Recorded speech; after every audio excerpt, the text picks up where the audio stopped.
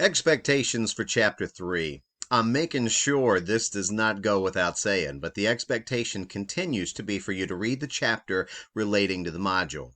Please get off to a strong start by reading Chapter 3. There will be some reading questions and a short quiz dealing with this Chapter 3 reading.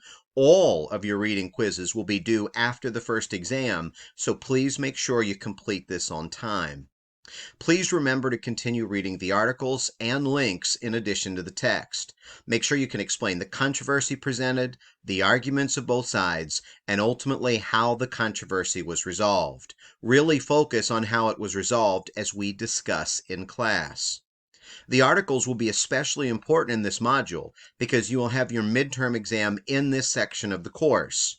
Because of the uncertainty of the pandemic, I am not exactly sure of the format for the midterm as I write this in June, but you will receive specifics as early as possible in the fall semester. I will also do some form of a review session in this module to help you prepare for the first exam.